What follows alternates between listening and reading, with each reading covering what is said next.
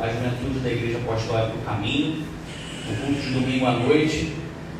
Pode ter certeza que eu estou levemente nervoso, porque a casa está cheia.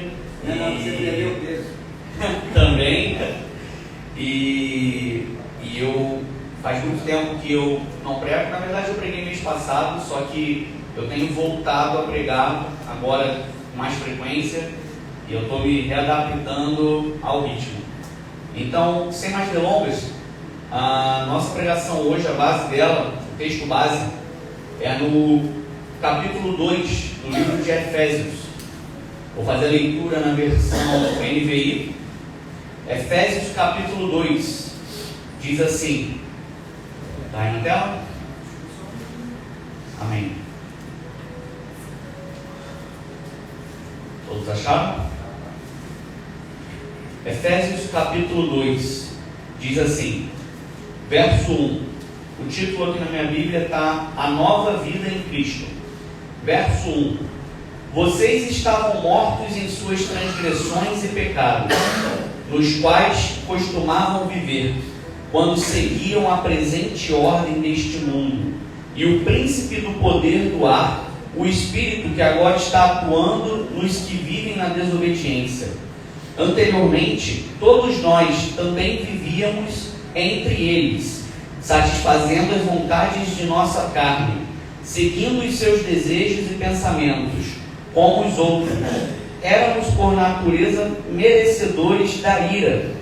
Verso 4. Todavia, Deus, que é rico em misericórdia, pelo grande amor com que nos amou, deu-nos vida juntamente com Cristo, quando ainda estávamos mortos em transgressões. Pela graça, vocês são salvos. Deus nos ressuscitou com Cristo e com Ele nos fez assentar nos lugares celestiais em Cristo Jesus. Verso 7. Para mostrar nas eras que hão de vir a incomparável riqueza de sua graça, demonstrada em sua bondade para conosco em Cristo Jesus. Pois vocês são salvos pela graça, por meio da fé, e isto não vem de vocês, é dom de Deus.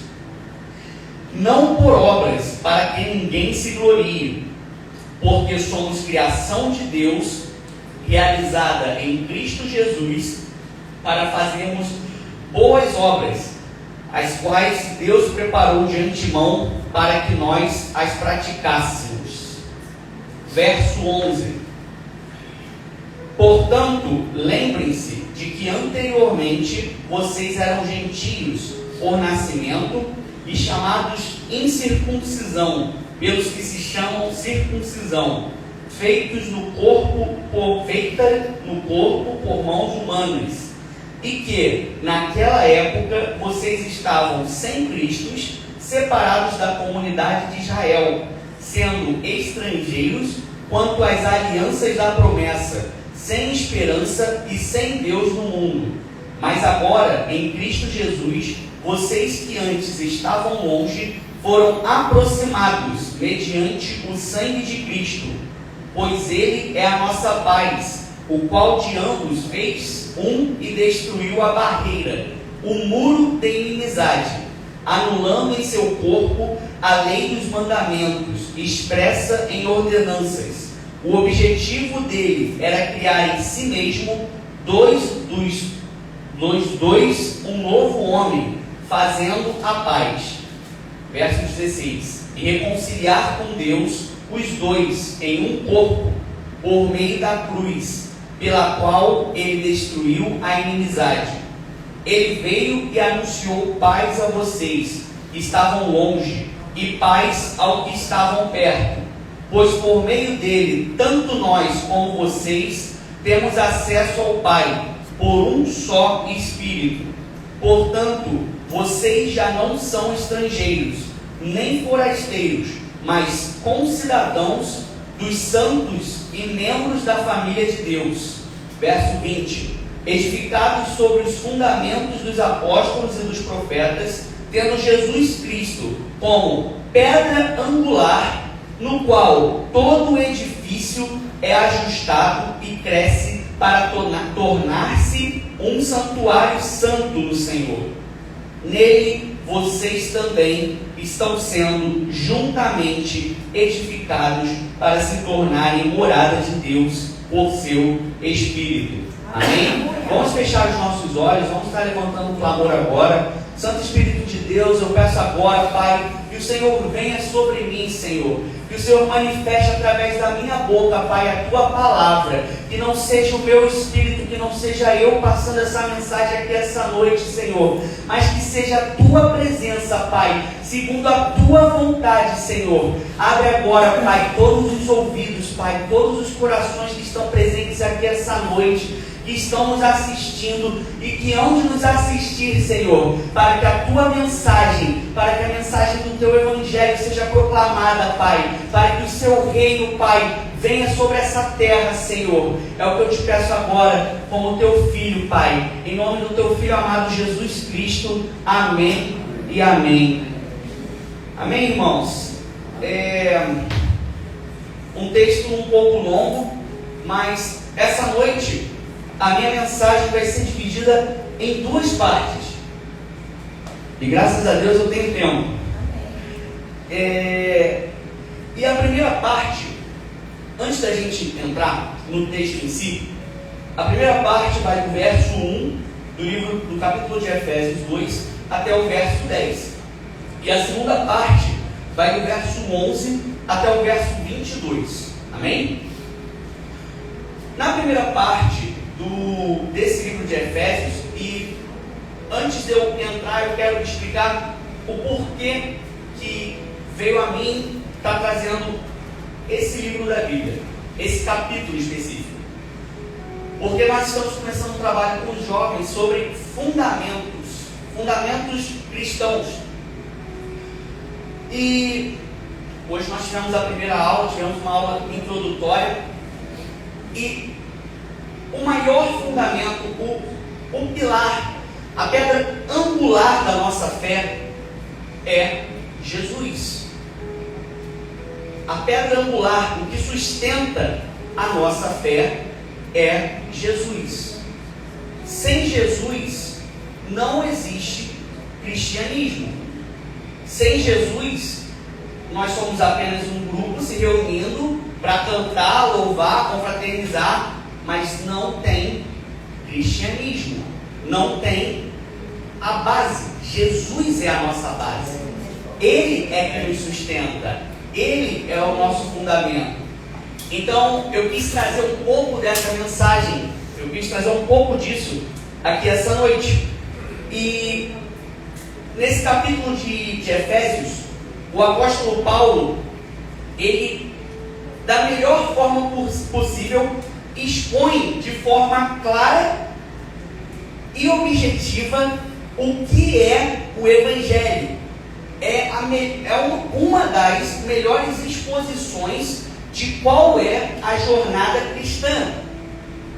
Ele começa nos primeiros versículos falando a respeito da nossa vida antes de conhecer Jesus. No verso 1, o apóstolo Paulo, ele começa em Efésios capítulo 2 e diz assim: vocês estavam mortos em suas transgressões e pecados. Que tipo de morte era essa? Era uma morte não física, e sim uma morte espiritual. Ele começa falando ali a respeito das pessoas que estavam mortas espiritualmente, frias espiritualmente e perdidas. Ele começa o capítulo da carta fazendo a mensagem para os que estavam desconectados, que estavam perdidos, que estavam mortos espiritualmente. E isso é incrível, porque é um texto escrito há quase 2000 anos atrás, e ele consegue ser tão atual hoje quanto era há mais de 1000 anos atrás. No verso 3, o apóstolo Paulo, ele também enfatiza: anteriormente, todos nós também vivíamos entre eles, satisfazendo as vontades da nossa carne, seguindo os seus desejos e pensamentos, como os outros. Éramos por natureza merecedores da ira. Da ira de quem? Da ira de Deus.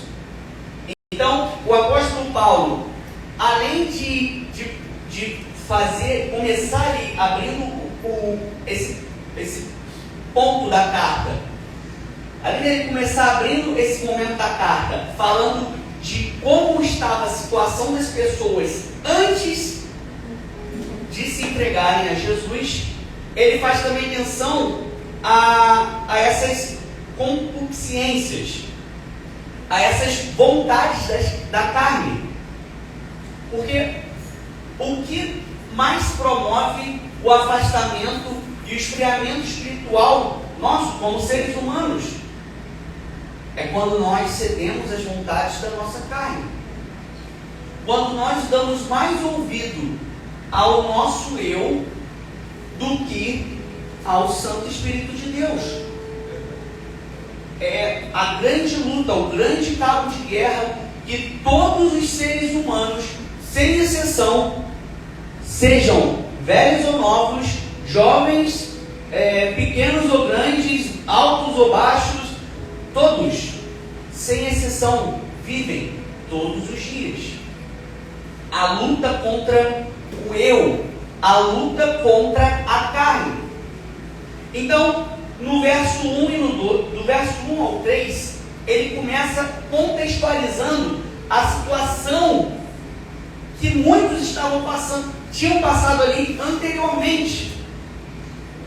E é interessante que logo após isso, do verso 4 ao verso 7, o apóstolo Paulo, ele começa a falar a respeito do que separou o homem de Deus. Ele faz uma breve menção do que veio a separar o homem de Deus, aonde que surgiu essa separação. E essa separação surge, como nós sabemos, no pecado adâmico. Surge no início da humanidade. A partir do momento que o homem peca e ele rompe com Deus, a partir desse momento na história, todos nós fomos destituídos da graça de Deus. Até que então, com o sacrifício de Cristo Jesus, nós tivemos a possibilidade de restabelecer essa aliança. E o apóstolo Paulo, ele também começa a falar a respeito da misericórdia do Senhor com os pecadores, no verso 7. Veja bem, no verso 6, Deus nos ressuscitou com Cristo e com Ele nos fez assentar nos lugares celestiais em Cristo Jesus. Verso 7, para mostrar nas eras que hão de vir a incomparável riqueza de sua graça, demonstrada em bondade para conosco em Cristo Jesus. Então, o apóstolo Paulo, ele vem fazendo essa trajetória toda do que foi o pecado na vida de todos os seres humanos e como nós fomos afastados da glória de Deus. Todos, independente de qualquer coisa, todos foram destituídos da glória. E em determinado momento ele cita o que nos fez ter a possibilidade de nos revincular com Deus, que foi o sacrifício de Cristo Jesus. E é interessante aqui, a partir do verso 5, 6 até o verso 10, ele começa a trazer aqui o entendimento do que é o dom da graça sobre nossas vidas. E esse ano é o ano da plenitude de graça. Então, esse também foi um dos motivos pelo qual eu quis estar dando uma certa ênfase nesse texto aqui. O Senhor Jesus, através do seu sacrifício, nos salvou pela graça. E essa salvação, ela veio única e exclusivamente pela fé.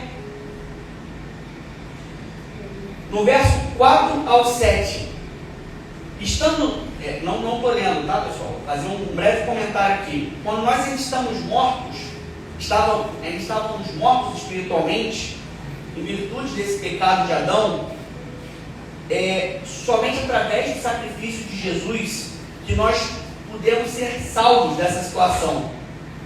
E nós, como cristãos, fomos salvos pela graça.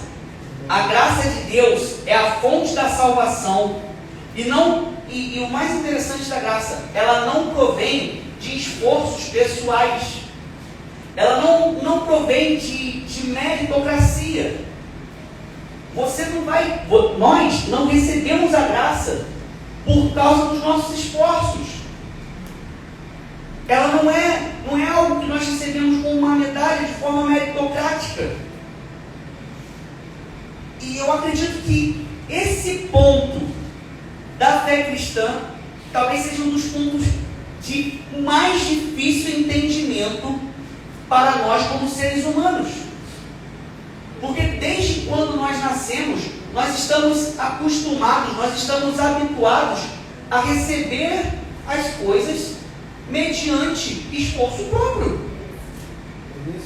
Se nós não acordarmos todo dia de manhã, vestirmos as nossas roupas, irmos estudar, trabalhar, conquistar as nossas coisas materiais, conquistar o nosso dia a dia, ninguém vai fazer isso pela gente.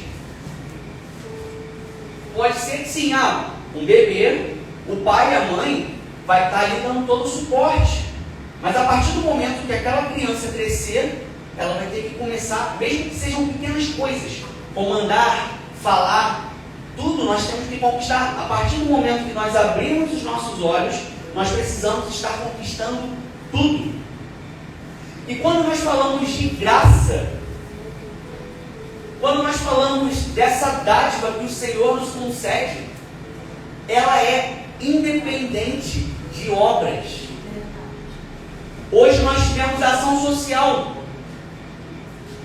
Infelizmente, eu, minha esposa e o Gabriel, a gente não pôde ir, porque era a nossa equipe de limpeza. A gente limpou aqui o templo, limpou lá atrás.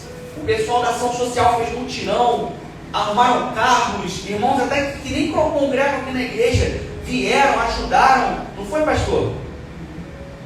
Mas será que a nossa salvação é mediante a esse esforço nosso?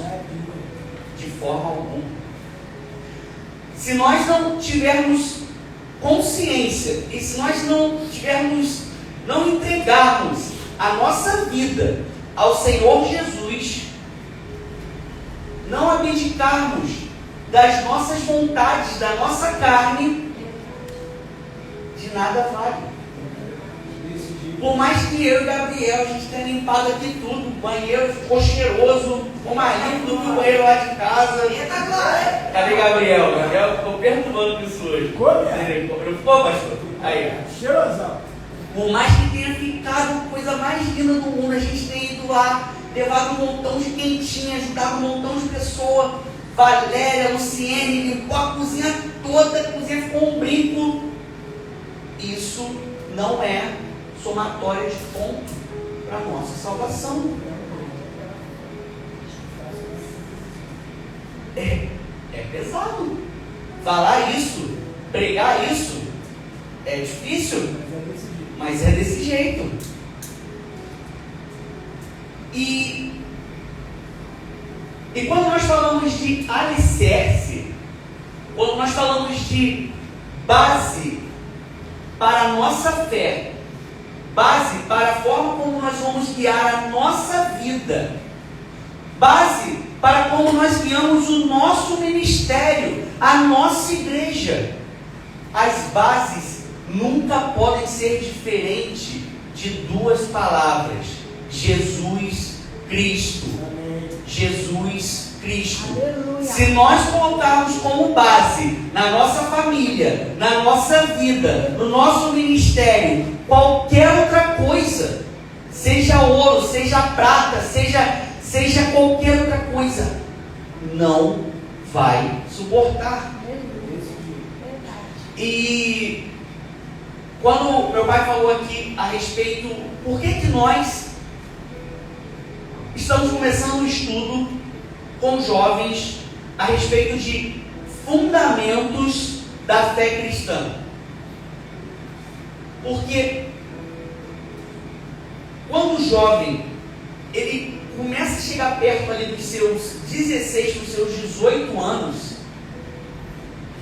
ele começa a experimentar uma liberdade que ele nunca experimentou antes na vida dele. Ele começa a ter mais poder de fala, a conseguir se posicionar melhor, de forma mais coerente, e ele começa a se tornar um adulto. E apesar de eu ter crescido dentro da igreja, ser fundamentado na fé cristã, quando eu cheguei na maioridade, que eu entrei dentro da universidade, eu sou praticamente formado em história, tá, pessoal? Quando eu cheguei dentro da universidade, toda a minha fé, toda a minha base foi colocada à prova. E infelizmente, isso tem acontecido diariamente com os nossos jovens. Porque os nossos jovens têm saído de dentro da igreja com uma base, com um fundamento cristão fraco. Muito fraco. Então, hoje, o direcionamento que o Senhor deu para a liderança aqui da igreja é da gente estar trabalhando isso neles. E qual é a base? Qual é o principal fundamento? Jesus Cristo. Ele é a base. Porque milhares de homens e mulheres morrem todos os dias em países que pregar o evangelho é proibido. Por quê? Porque que milhares de homens e mulheres largam seus familiares, largam suas casas e vão para outros países para morrer. O que leva uma pessoa a morrer não é um time de futebol, não é uma ideologia política, é Jesus. Jesus. Porque nós entendemos que para nós a morte, o viver é lucro e morrer é Cristo. E isso nem estava escrito aqui, mas eu escolhi esse texto porque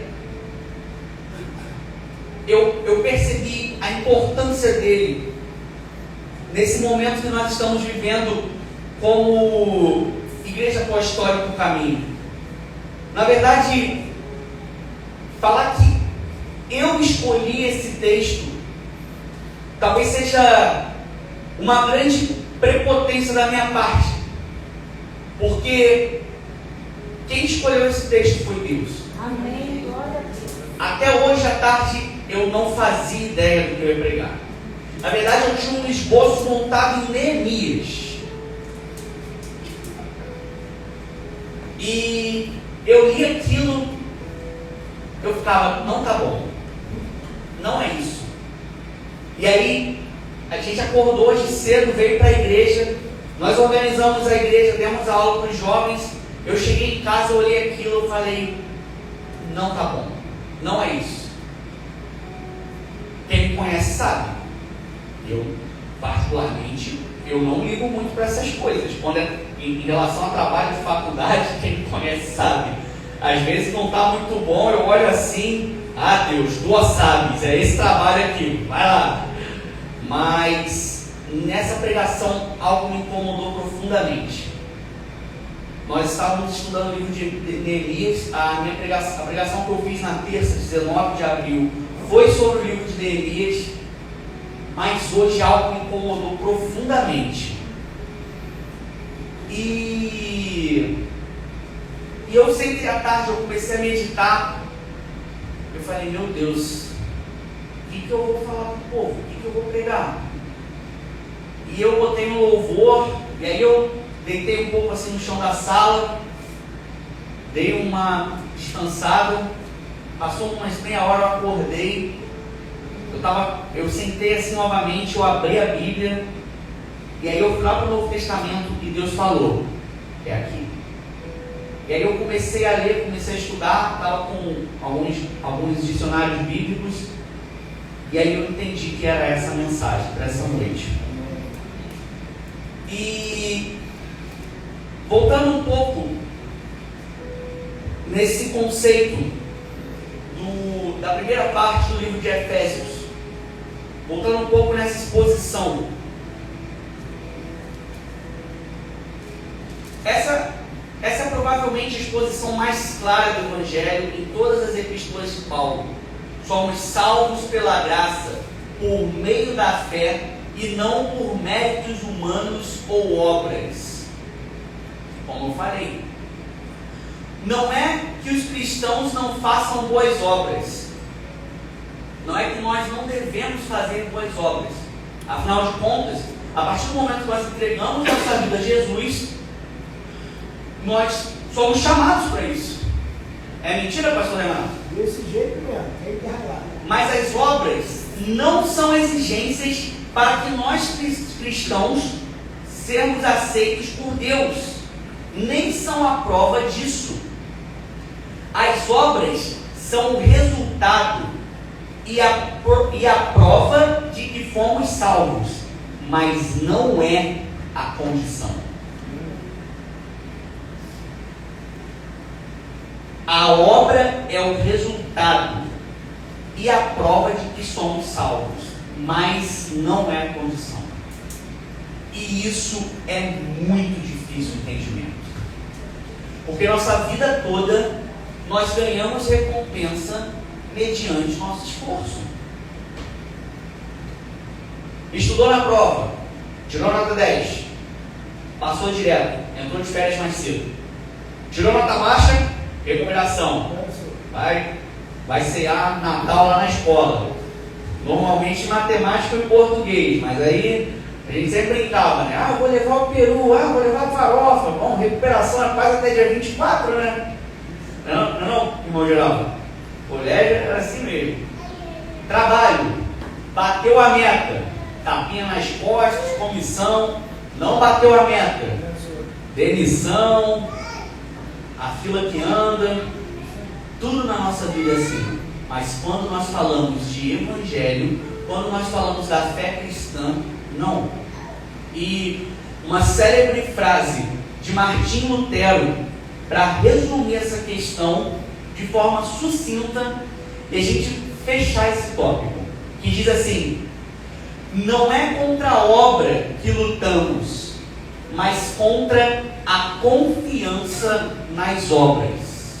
É forte, hein? Quem foi Martinho Lutero? Martinho Lutero foi um dos líderes da reforma protestante na Europa, se eu não me engano, acho que Alemanha, né? Nossa, acertei. Aí, na faculdade, estudei. Esse chute foi certeiro. 1490 é uma coisa. Esse chute foi certeiro. Não, eu daí puxei lá do profundo. Eu olhei para você, mas eu não colhei. Vou ver se faltou a minha aula de história. Mas quem foi Martinho Lutero? Ele foi o líder da reforma protestante. E ele começou a questionar alguns direcionamentos que o cristianismo estava tomando na época. Porque as pessoas estavam muito presas à ideia de que elas seriam salvas através de obras. Então era muito comum, e quem estudou história aí deve lembrar, das indulgências. E na Idade Média, os nobres, o rei, chegava lá para o clero, para a igreja da época, e com o dinheiro deles tentava comprar ali a salvação. Então, quando Lutero fala que não é contra as obras que lutamos, mas contra a confiança nas obras, é porque nós não devemos colocar tudo em função das obras. Não serão as obras que vão nos salvar. É mediante a fé em Cristo Jesus. Amém? E para finalizar essa primeira parte, é até aqui que eu quero falar com os irmãos, para a gente entender o que Paulo estava querendo passar para a igreja de Éfeso naquele momento e como que nós podemos fazer um link disso com o que está acontecendo hoje na nossa vida, com o que está acontecendo com os nossos jovens, com nós mesmos. A segunda parte é no capítulo 2 ainda do livro de Éfeso, do verso 11 até o verso 22.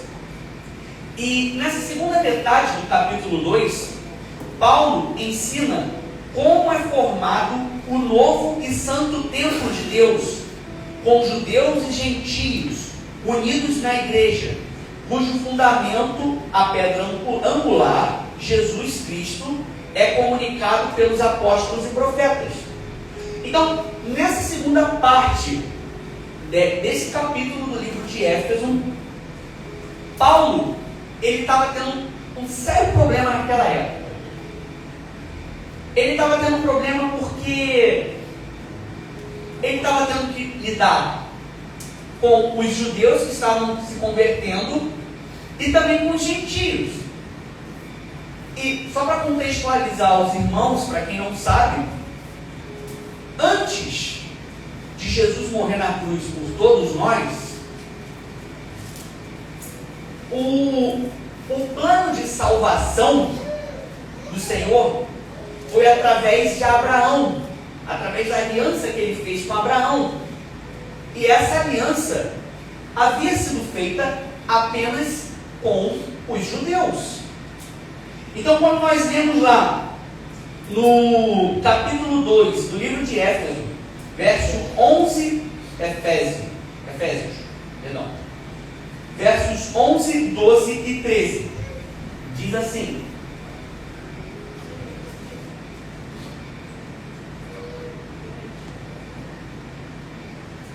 portanto, lembrem-se de que anteriormente vocês eram gentios por nascimento e chamados incircuncisão, pelos que se chamam circuncisão, feita no corpo por mãos humanas, e que naquela época vocês estavam sem Cristo, separados da comunidade de Israel, sendo estrangeiros quanto às alianças da promessa, sem esperança e sem Deus no mundo. Verso 13. Mas agora, em Cristo Jesus, vocês que antes estavam longe, foram aproximados mediante o sangue de Jesus.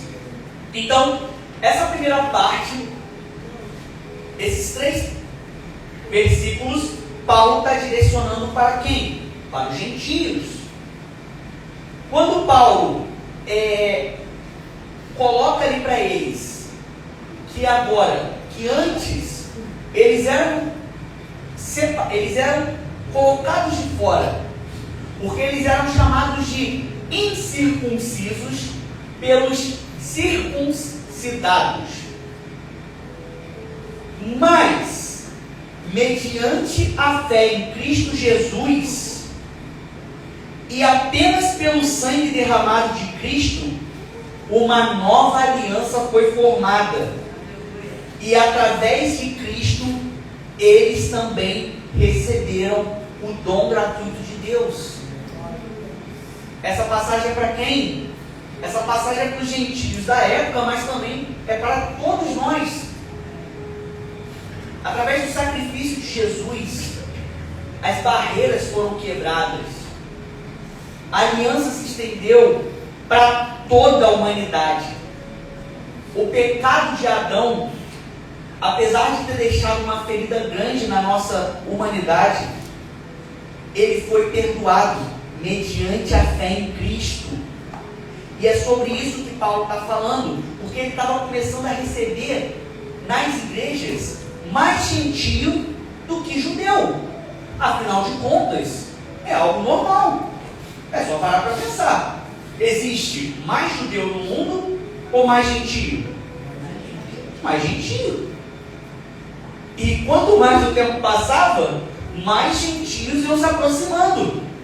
Então ele precisou dar essa mensagem.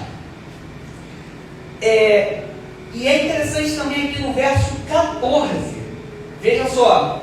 Pois ele é a nossa paz, o qual de ambos fez um e destruiu a barreira, o muro de inimizade.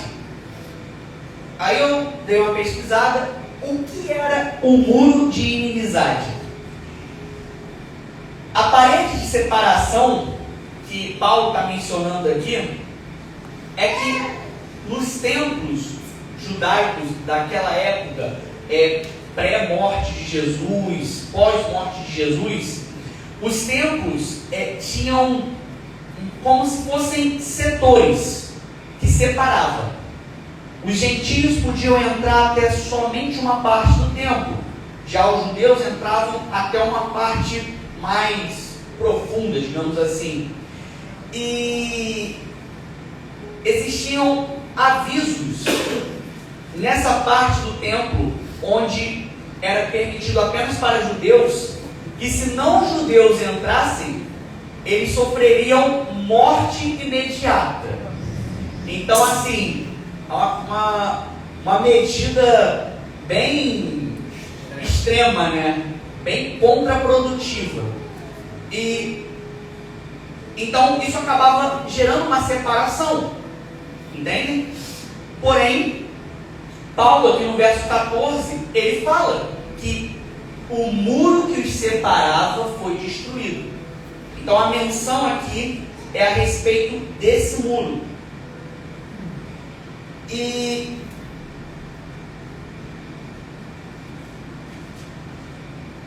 no verso 16, aí no verso 15 termina com um novo homem fazendo a paz. Verso 16, reconciliar com Deus os dois em um corpo por meio da cruz, pela qual ele destruiu a inimizade. A inimizade, no caso, entre judeus e não judeus. Verso 17, ele veio e anunciou paz a vocês que estavam longe e paz ao que estavam perto. Quem eram os que estavam longe? Os não judeus. Quem estava perto? Os judeus. Verso 18, pois por meio dele, tanto nós como vocês temos acesso ao Pai por um só Espírito. Não existindo, de certa forma, o acesso dos judeus e o acesso dos não judeus. E a igreja cristã, formada por judeus e gentios, é descrita como um único corpo. E o ser humano convertido a Cristo é descrito como um novo homem. Onde está escrito isso? Gálatas, capítulo 3, verso 28. É um livro antes de Efésios. Gálatas 3, 28 diz assim: não há judeu nem grego, escravo nem livre, homem nem mulher, pois todos são um só em Cristo Jesus. Então, independente de qualquer coisa, a partir do momento que nós recebemos Jesus, aceitamos Jesus, nós somos um só em Cristo Jesus. E aonde que isso se aplica hoje? Aonde que isso faz sentido em 2022 na Igreja Apostólica Caminho? Isso faz sentido, porque independente de sermos diferentes entre si, nós somos apenas um, pois o nosso alicerce, a nossa base, a pedra angular é Cristo Jesus. E além disso, nós não somos um em Igreja Apostólica o Caminho, nós somos um em Cristo Jesus. Então nós somos um com a Igreja Batista que está aqui atrás, com a Igreja Presbiteriana que está ali no corredor esportivo, com a Assembleia de Deus que está aqui. Nós somos um, com os irmãos em Cristo de toda e qualquer nação. E eu quis trazer, eu tive o entendimento dessa palavra para essa noite, porque nós estamos completando agora 13 anos de Igreja Apostólica do Caminho, e nesses 13 anos a nossa base sempre foi Cristo Jesus. Nossas pregações sempre foram cristocêntricas. O nosso entendimento sempre foi Cristo, que salva, cura, liberta. Nós sempre entendemos que através da palavra é que nós somos salvos. A palavra de Cristo Jesus é que nos salva, nos cura e nos liberta. Então hoje eu quero trazer essa palavra de unidade para a igreja. Essa palavra que vai trazer a meditação da onde o Senhor nos tirou, como no início do livro de Éfeso, no capítulo 2, onde nós estávamos e onde nós estamos agora. Eu e você não estamos aqui por acaso. Você não entrou aqui porque a igreja era bonita, porque o pastor era bonito, porque quem estava na porta era simpático. Você entrou aqui porque o Espírito Santo de Deus separou esse momento para você viver nesse lugar. Não foi o seu irmão A, não foi o seu irmão B, foi você. Pode ser que você venha aqui apenas uma vez. Possa ser que você venha aqui apenas esse mês, esse dia de hoje, e nunca mais volte. Mas o Senhor Deus separou esse momento para estar falando ao seu coração. O Senhor Deus separou esse momento, porque, irmãos, não há mais tempo. Nós não temos mais tempo. O fim se aproxima. E não é querendo ser profeta do Apocalipse, irmãos, mas vejam bem para onde a nossa sociedade está indo. Para onde estão indo tantos avanços tecnológicos?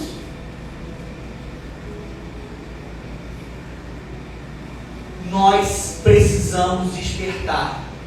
O Espírito Santo nos chama para despertamento, nos chama para unidade. Não temos mais tempo. Então hoje, a mensagem que eu quero deixar é essa. E para concluir, o verso 20, 21 e 22 do segundo capítulo de Efésios, que diz assim: edificados sobre o fundamento dos apóstolos e dos profetas, tendo Jesus Cristo como pedra angular, no qual todo o edifício é ajustado e cresce, para tornar-se um santuário santo no Senhor. Nele vocês também estão sendo juntamente edificados, para se tornarem morada de Deus por seu Espírito. Então, para concluir, os apóstolos e os profetas são citados aqui como fundamento da igreja, porque eles ajudaram a edificar a igreja. Eles são citados no verso 20 como fundamento, mas a base, a pedra angular é Jesus. E vamos à primeira carta aos Coríntios, capítulo 3, verso 11. São os dois livros acima de Efésios. Não, para cima não. Foi mal, é porque na minha Bíblia os livros que ficam antes estão em cima, então é por isso que eu falei acima, desculpa. 3:11 diz assim: porque ninguém pode colocar outro alicerce além do que já está posto, que é Jesus Cristo. Então, irmãos, Não existe outro alicerce. Não existe outro fundamento. Não existe outra base. A base, o alicerce é Jesus.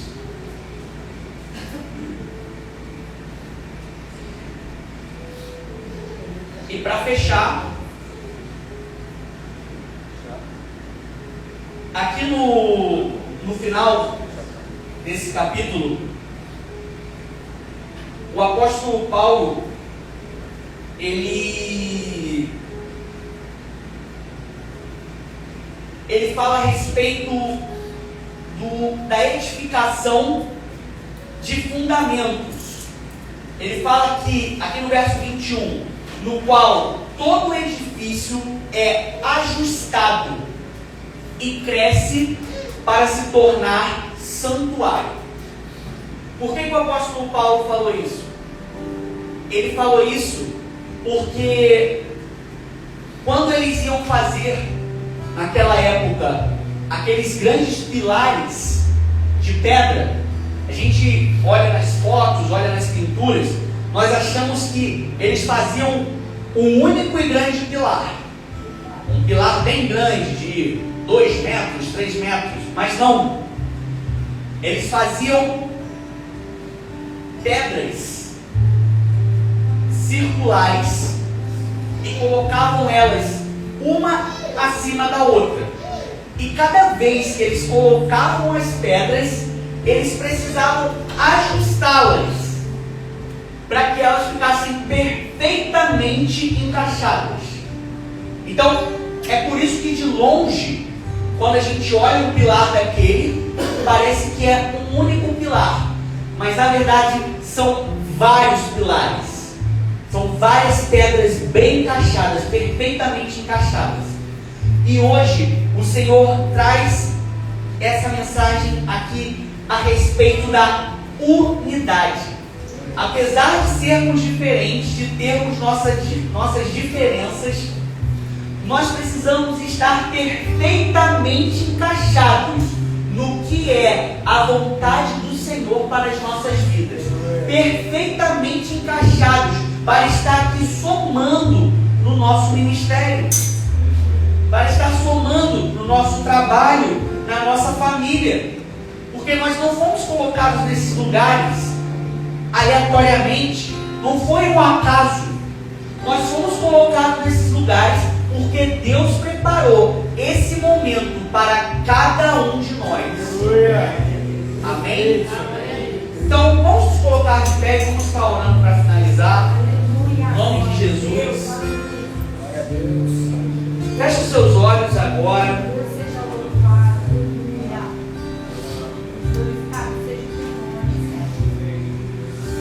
Santo Espírito de Deus, eu peço agora, Pai, que essa palavra, Senhor, essa palavra que o Senhor separou para essa noite, que ela não venha voltar vazia, Pai.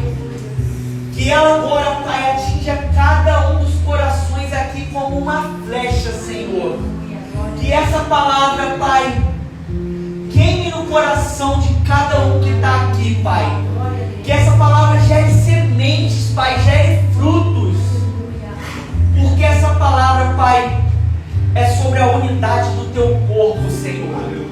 É sobre a união, Pai. É sobre abdicar, Pai, das nossas vontades, Senhor, para que a gente possa viver, Pai, os Teus mistérios, os Teus propósitos. Então, Senhor, hoje aqui, Pai, em mais um ano de aniversário da Igreja Apostólica do Caminho, Senhor, eu clamo, Pai, que o Senhor venha no coração de todos que estão aqui essa noite, que o Senhor venha no coração dos jovens, Pai, que o Senhor nos dê sabedoria, nos dê entendimento, Pai, para estar trabalhando com cada um deles aqui, Senhor. Aleluia, glória a Deus, aleluia. Ó Pai, o Senhor sabes.